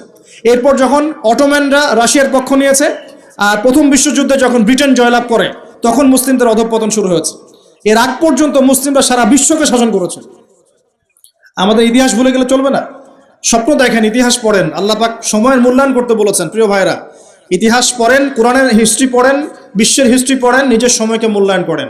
আজকেই তওবা করেন, ফিরে আসেন এবং দিনের জন্য কাজ করার প্রত্যয় ব্যক্ত করেন। আল্লাহ পাক তৌফিক দান করুন। এই সময়ের কসম করে আল্লাহ বলছেন সবাই ক্ষতির মধ্যে আছে। সবাই বলতে কারা? সবাই বলতে সেই সব মানুষ বাদ দিয়ে যারা 4টা গুণ অর্জন করবে। কয়টা গুণ ভাই? মাত্র 4টা গুণ। কয়টা গুণ? এই 4টা গুণ একসাথে অর্জন করতে পারবো ইনশাআল্লাহ? ওয়াদা করছি পারবো ইনশাআল্লাহ। চেষ্টা করবো তো ইনশাআল্লাহ।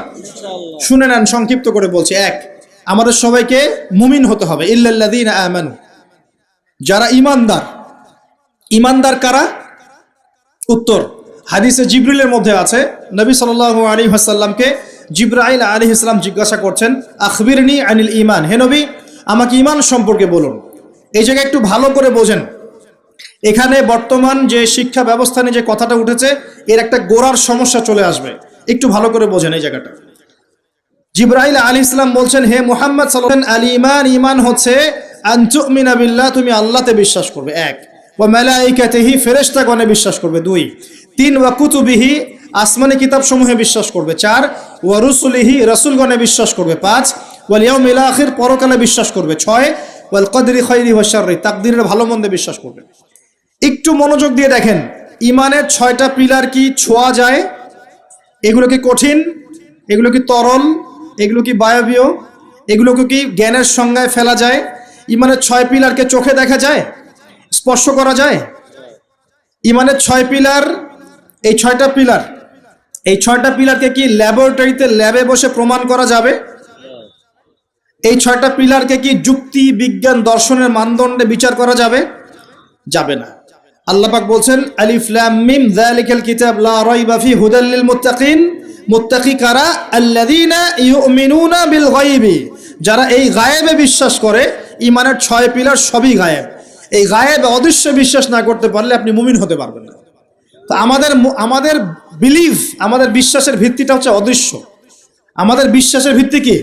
অদৃশ্যের জগৎ, গায়েবের জগৎ। আর পশ্চিমাদের বিশ্বাসের জগৎ হচ্ছে দৃশ্যমান জগৎ। এ কারণেই তাদের শিক্ষা সিস্টেমগুলো সব দৃশ্যমান জিনিসে বিশ্বাস করে, অদৃশ্য বিশ্বাস করে না। এই কারণেই তারা এই সব মতবাদগুলোকে বইপত্র নিয়ে আসে।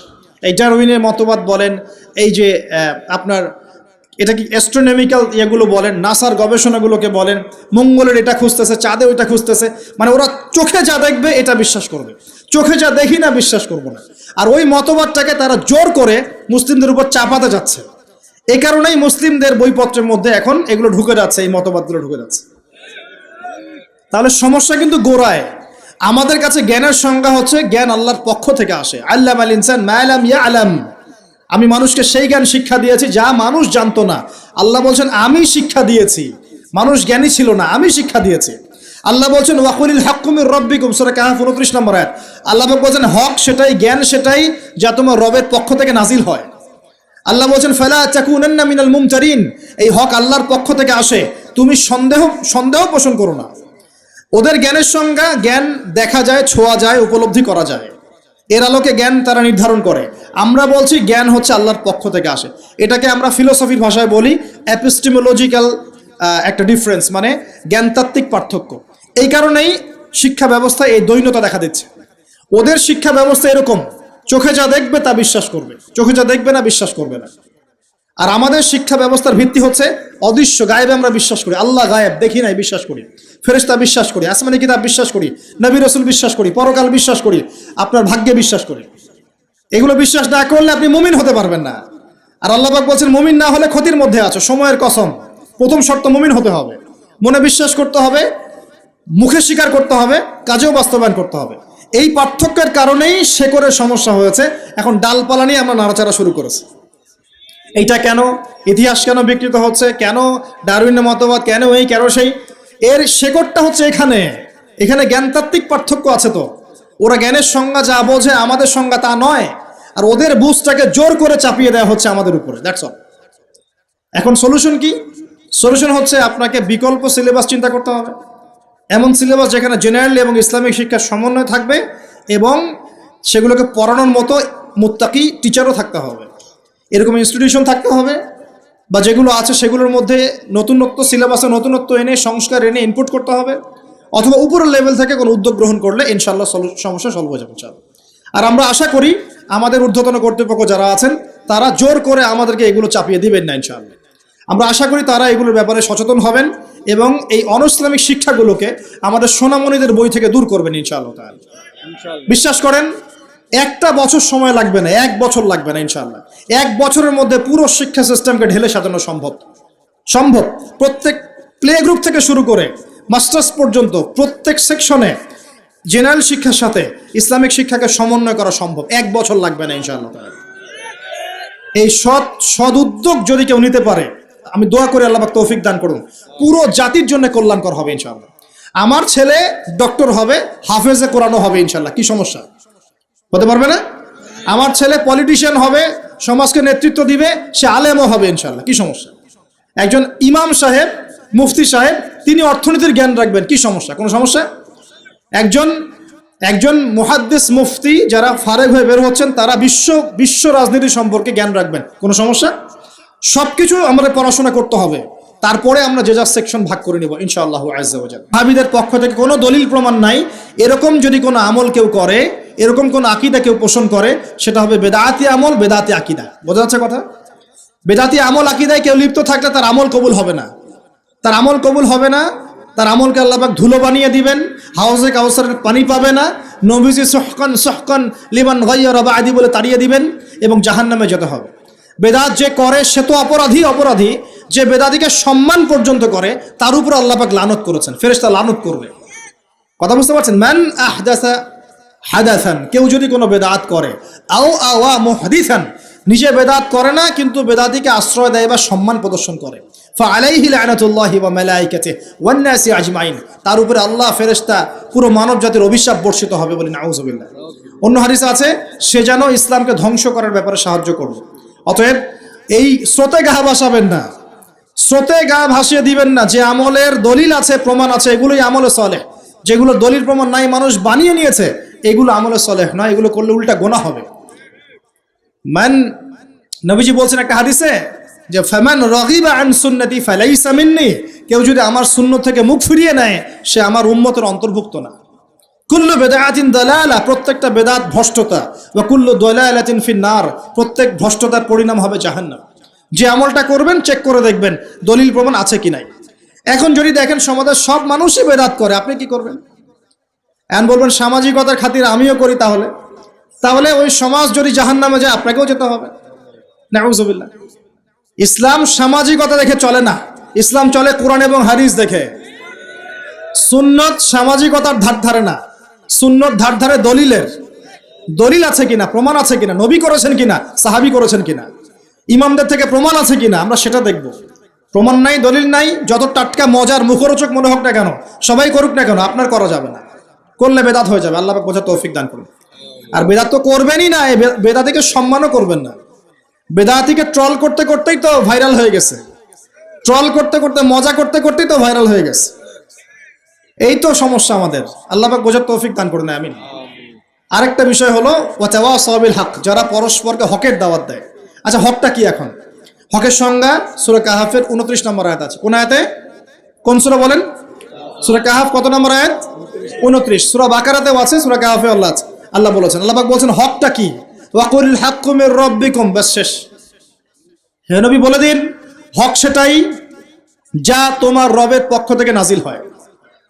হকটা কি? যা তোমার রবের পক্ষ থেকে নাজিল হয়। বলেন তো রবের পক্ষ থেকে কি নাজিল হয়েছে? কোরআন এবং তার ব্যাখ্যা কি আছে? হাদিস। যখন তাওরাত নাজিল হয়েছিল সেটা কি হক ছিল? ছিল। যখন তাওরাত নাজিল হয়েছে তখন সেটাও হক ছিল। যখন ওটাকে বিকৃত করা হয়েছে তারপর আল্লাহ পাক জাবুর নাজিল করেছেন দাউদ আলাইহিস সালামের উপরে। এই জাবুর যখন নাজিল হয়েছে তখন জাবুরই হক ছিল। যে জাবুর মানত না সে কাফের হয়ে গিয়েছিল, যে জাবুর মানত সে মুসলিম ছিল। এরপর ইনজিল এসেছে জাবুর বিকৃত হওয়ার পরে। ইনজিল যখন এসেছে ইনজিলই হক ছিল।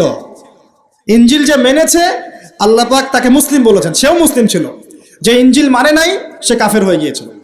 ইনজিলকে বিকৃত করার পরে আল্লাহ পাক দিয়েছেন কি? সর্বশেষ আসমানি কিতাব আল কোরআনুল কারীম এবং তার ব্যাখ্যায় নবীর সুন্নাহ, হাদিস নবী সাল্লাল্লাহু আলাইহি ওয়াসাল্লাম।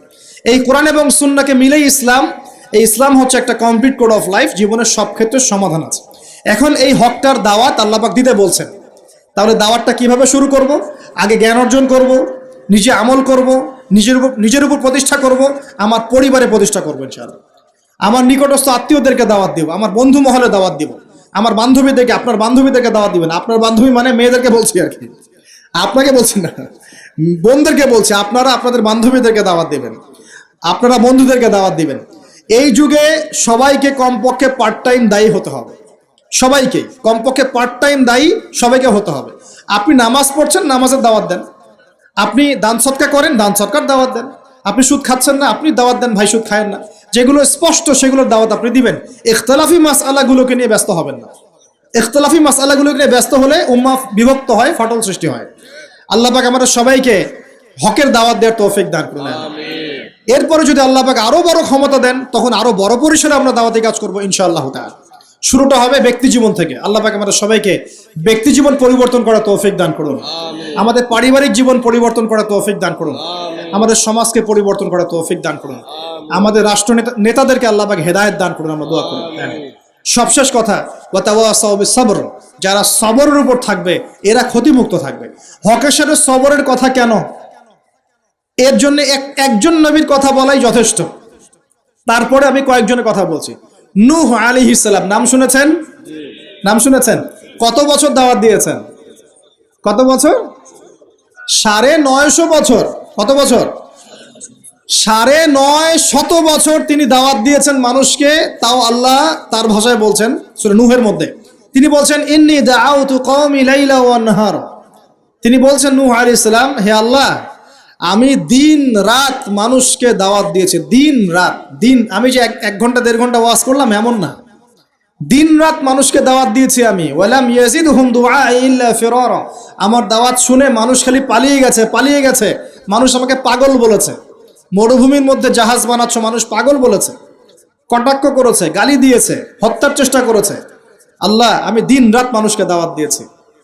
শেষমেশ তিনি এতটাই মানে দুঃখ ভরাক্রান্ত মন নিয়ে দোয়া করছেন, তিনি বলছেন রব্বি লা তাযার আলাল আরদি মিনাল কাফিরিনা দাইয়ারা। আল্লাহ 950 বছর দাওয়াত দিয়েছি, এই কয়টা মানুষ ইসলাম কবুল করেছে। আল্লাহ, তুমি এই পৃথিবীতে কোনো কাফেরকে আর বাকি রেখো না, আযাব দিয়ে ধ্বংস করে দাও। তিনি বলছেন রব্বি আন্নী মাগলুবুন ফান্তাসির, সূরা কমারের মধ্যে আছে। তিনি বলছেন আল্লাহ, আমি পরাজিত হয়ে গেছি, আমাকে সাহায্য করো, আমি আর পারছি না। কোন পর্যায়ে গেলে একটা মানুষ এই কথা বলতে পারে? আমরা তো 2 দিন 4 দিন দাওয়াতি কাজ করে হাবশায় যাই। এক ভাইকে নামাজের দাওয়াত দিয়েছি, 3 দিন নামাজ পড়ে না, বলছি তোর দ্বারা হবে না, আশা শেষ করে ফেলি, আশা পোষণ করি না। হ্যাঁ, পরিবারে স্ত্রী কথা শোনে না, 1 বছর সবর করেছি, তালাক দাও তালাক দাও, চলবে না, এরকম মনে করি আমরা। ঠিক আছে, সন্তানকে দাওয়াত দিই, কথা শোনে না, সন্তানকে আমরা ত্যায্য পুত্র করে ফেলছি। অনেক অধৈর্য আমরা মুসলিমরা, খুব আবেগী হয়ে গেছি এখন আমরা, আর অধৈর্য হয়ে গেছে। সবর করতে হবে। আমাদের নবীজির 23 বছর লেগেছে। কত বছর? 23 বছরে আল্লাহর নবীকে মানুষ হত্যার চেষ্টা করেছে 16 বার, গালি দিয়েছে 15টা। যেই মানুষটাকে সবাই বলতো আল আমিন আস সাদিক, সেই মানুষকে মানুষ বলা শুরু করেছে কাযযাব, সাহের, জাদুকর, এই মিথ্যাবাদী, হ্যাঁ, ঐক্য বিনষ্টকারী ইত্যাদি। তাকে দেশ থেকে বের করে দিয়েছে, তায়েফবাসী রক্তাক্ত করেছে, কত নির্যাতন করেছে। উটের নাড়ি ভুড়ি চাপিয়ে দিয়েছে সেজদারত অবস্থায়, গলায় চাদর দিয়ে ফাঁস দিয়েছে আমাদের নবীকে। উহুদের মাঠে আঘাত করেছে মাথার মধ্যে। কই নবী সাল্লাল্লাহু আলাইহি ওয়াসাল্লাম তো অধৈর্য হন নাই, ছেড়ে দেন নাই, ময়দান ত্যাগ করেন নাই। আমরা এত অল্পতেই কেন অধৈর্য হয়ে যাই? হাজার হাজার মানুষ আসবে, চলে যাবে, কিন্তু দিন ইসলাম থেকে যাবে ইনশাআল্লাহ। একসময় ভালো থাকবে, কখনো খারাপ থাকবে, কখনো বেগবান হবে, কখনো একটু মন্থর হবে, দিন এগিয়ে যাবে ইনশাআল্লাহ। একজন আসবে, হয়তো তাকে মেরে ফেলা হবে, আরেকজন আসবে ইনশাআল্লাহ। একজন আসবে, তাকে সরিয়ে দেওয়া হবে, আরেকজন আসবে ইনশাআল্লাহ। 100 আলেম আছেন, 100 আলেমের মউত হবে, আরো 100 আলেম আসবে ইনশাআল্লাহ। দিন থেমে যাবে না কখনো ইনশাআল্লাহ, এগিয়ে যাবে। একটা পয়েন্ট দেখেন, নূহ আলাইহিস সালামের বাড়িতেও শান্তি ছিল না। কিরকম? কমপক্ষে আমাদের নবী সাল্লাল্লাহু আলাইহি ওয়াসাল্লামের জীবনে বাইরের মানুষ তাকে কষ্ট দিচ্ছে, ঘরের মধ্যে খাদিজা রাদিয়াল্লাহু আনহা আছেন এবং তিনি তার মতাদর্শের মানুষ। বাসায় গিয়ে তিনি খাদিজা রাদিয়াল্লাহু আনহার সাথে সুখ পাচ্ছেন, শান্তি পাচ্ছেন, কারণ স্ত্রী তার পক্ষে আছেন। স্ত্রী তার পক্ষে আছেন, তাকে সাপোর্ট দিচ্ছেন, তাকে টাকা পয়সা দিচ্ছেন, অর্থ সম্পদ ব্যয় করছেন, তাকে পিছন থেকে একটা মমতা, ভালোবাসা দিচ্ছেন না? আর বেচারা নূহ আলাইহিস সালামের ঘরে স্ত্রীও তার কথা শুনছেন না। এটা কি জানেন? তার স্ত্রী পর্যন্ত ঈমান নিয়ে আসছে না। তিনি বাসাতেও গিয়েও বাইরের পরিবেশ ফেস করছেন। যাদের বাড়িতে দাজ্জাল স্ত্রী আছে তারা জানে আমার কথার মানে কি। কথা কি বুঝতে পারছেন? অনেক ভুক্তভোগী আছে না এখন। বাহিরে আমরা অনেক প্রবলেম ফেস করি, বাসায় গিয়ে যদি দেখি একজন নেককার স্ত্রী, তার কোলে আপনি শুয়ে আছেন, সে আপনাকে আদর করছে, মহব্বত করছে, তার সাথে আপনি প্রবলেম শেয়ার করছেন, সে আপনাকে সাপোর্ট দিচ্ছে, আপনি কিন্তু ভিতর থেকে একটা ভালোবাসা ভালো লাগা ফিল করবেন। বাইরের খারাপটা আপনার আর কাজের মাথায় আসবে না ইনশাআল্লাহ। আর যদি দেখেন যে বাইরেও আপনি অনেক স্ট্রাগল করছেন, বাসায় গিয়ে যখন ঢুকলেন ব্যাস ওখানে আর এক জাহান্নাম শুরু হয়ে গেল, আযাব, তখন কিন্তু আপনার আর মাথা কাজ করবে না। তো এই অবস্থা যাদের আছে, আল্লাহ তাদের অবস্থা উন্নতি করুন, সমস্যা দূর করুন, দোয়া করি। যাদের এই হতভাগা যারা আছেন তারা জানেন যে এরকম সমস্যা হলে কিরকম কষ্ট হয়। তো নূহ আলাইহিস সালামের কিন্তু ঘরে এই সমস্যা ছিল। আমরা তো কয়েকদিন আগে দেখলাম না, বাংলাদেশের একজন মানুষ তার স্ত্রীকে নিয়ে একটা অভিযোগ করলেন। এখন আমি অনেকদিন আগেই বলেছি, শেষ জামানায় কিন্তু ফ্যামিনিস্ট রেভলিউশন বাড়বে। কি বাড়বে? ফ্যামিনিস্ট রেভলিউশন মানে নারীকে আপনি আর ঘরে রাখতে পারবেন না, ও বাঁধন ছিন্ন করে বেরিয়ে চলে যাবে, ও সম অধিকার, নারী অধিকার বিভিন্ন স্লোগান দিয়ে দিয়ে কোন কোন ক্ষেত্রে দেখবেন পুরুষের উপরে এসে টেক্কা দেওয়ার চেষ্টা করবে। কোন কোন ক্ষেত্রে নারী নির্যাতনের জায়গায় পুরুষ নির্যাতন করা শুরু হবে দেখবেন। তো এগুলো কিন্তু দিন দিন বাড়ছে, ডিভোর্স বাড়ছে। ম্যাক্সিমাম ফ্যামিলিগুলো এখন অলমোস্ট অনেক ফ্যামিলি, ম্যাক্সিমাম তো বলতে পারবো না, অনেক ফ্যামিলির মধ্যেই এই সমস্যাগুলো দেখা যাচ্ছে। এখানে স্ত্রীর ভূমিকাও যেমন থাকতে হবে, স্বামীর ভূমিকাও থাকতে হবে। আমরা স্ত্রীদের প্রতি কোমল হব, এটাও ঠিক আছে। একই সাথে স্ত্রীকেও রিকোয়েস্ট করতে হবে যে আপনাকে আপনার স্বামীর সম্মান বুঝতে হবে। একটা সংসার টিকে থাকে শুধু ভালোবাসার ভিত্তিতে না, একটা সংসার টিকে থাকে বিশ্বাসের ভিত্তিতে। কিসের ভিত্তিতে? সংসারে বিশ্বাস থাকতে হবে, আমানতদারিতা থাকতে হবে, পরস্পর সম্মানবোধ থাকবে, শ্রদ্ধাবোধ থাকবে, একে অপরের প্রবলেম শেয়ার করতে হবে।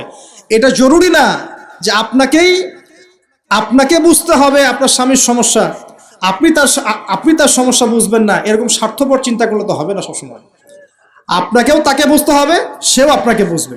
খালি চিন্তা করবেন যে আমাকে সে কেন বোঝে না, তাহলে তো সমস্যা। আপনাকেও তো তাকে বুঝতে হবে। উভয়কে উভয়ের জায়গায় ছাড় দেওয়ার মানসিকতা না রাখলে সংসারগুলো টিকবে না। এখন সংসারগুলো ভেঙে যাচ্ছে।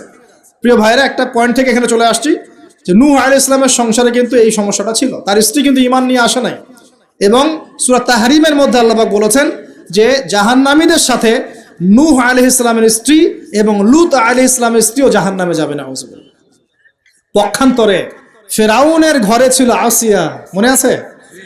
এরকম ফেরাউনের মতো স্বামী যে ঘরে আছে সে ঘরেও কিন্তু নারী জান্নাতি হতে পারে, যার দৃষ্টান্ত হচ্ছে আসিয়া। অতএব স্বামী খারাপ হলে আপনাকে খারাপ হয়ে যেতে হবে এটাও না। ফেরাউনের ঘরে থেকেও আসিয়া আলাইহিস সালাম, আল্লাহ তাকে শান্তিতে রাখুন, জান্নাতে আল্লাহ পাক তাকে ঘর সৃষ্টি করে দিয়েছেন, নির্মাণ করে দিয়েছেন। নবী সাল্লাল্লাহু আলাইহি ওয়াসাল্লাম তার ঘরের ঘ্রাণ পেয়েছিলেন মেরাজের রাতে, মনে আছে? তো পরিবেশ পরিস্থিতি যেমনই হোক না কেন, পরিবারে ইসলাম ধরে রাখতে হবে। আল্লাহ পাক সবাইকে তৌফিক এনায়েত করুন বলে আমিন। আর এই নবীর সবরটা দেখেন, নূহ আলাইহিস সালামের সবর দেখেন, লূত আলাইহিস সালামের সবর দেখেন, ঈসা ইবনে মারইয়ামের সবর দেখেন, মূসা আলাইহিস সালামের সবর দেখেন, আমাদের নবীর সবর দেখেন, তার সাহাবীদের সবর দেখেন। এই প্রত্যেক যুগে যুগে এই সিলসিলা চলে আসছে। হকের দাওয়াত যারাই দিয়েছে তাদেরকে সবর করতে হয়েছে। আল্লাহ পাক আমাদের সবাইকে হকের দাওয়াত দেওয়ার সাথে সাথে ধৈর্য ধরার তৌফিক দান করুন। একদিনে দিন প্রতিষ্ঠা হবে না, লেগে থাকতে হবে ধীরে ধীরে ইনশাআল্লাহ তাআলা, আস্তে আস্তে আস্তে আস্তে এই দিন আল্লাহর জমিনের প্রত্যেক কাঁচা এবং পাকা বাড়িতে পৌঁছে যাবে ইনশাআল্লাহ তাআলা। আল্লাহ পাক আমাদের সবাইকে দিনের সেই বিজয়ের দিন দেখে যাওয়ার তৌফিক এনায়েত করুন, সকলে বলে আমিন। আমরা দোয়া করি আল্লাহ পাক সবাইকে সময়কে কাজে লাগানোর তৌফিক দান করুন, সময়কে কাজে লাগিয়ে তওবা করে ফিরে আসার তৌফিক দান করুন, বাকি জিন্দেগি বেশি বেশি নেক আমল করার তৌফিক দেখ। আল্লাহ পাক আমাদের সবাইকে ঈমানদার বানিয়ে দেন, বেশি বেশি আমল সালেহ করার তৌফিক দান করেন, হকের দাওয়াত দেওয়ার তৌফিক দান করেন, সবর করার তৌফিক দান করেন, এবং আল্লাহ রাব্বুল আলামিন দৃশ্য অদৃশ্যের সমস্ত অনিষ্ট ক্ষতি থেকে আল্লাহ পাক আমাদেরকে বাঁচিয়ে রাখেন। এই চারটা গুণ যারা অর্জন করতে পারবেন ইনশাআল্লাহ, আল্লাহ পাক বলছেন তারা ক্ষতির মধ্যে থাকবে না, দুনিয়াতেও সফল হবে ইনশাআল্লাহ, পরে গেল আল্লাহর নবীর সাথে জান্নাতে থাকবে ইনশাআল্লাহ তাআলা। আল্লাহ পাক আমাদের সবাইকে নবী সাল্লাল্লাহু আলাইহি ওয়াসাল্লামের সাথে জান্নাতে থাকার তৌফিক এনায়েত করুন, সকলেই বলে আমিন।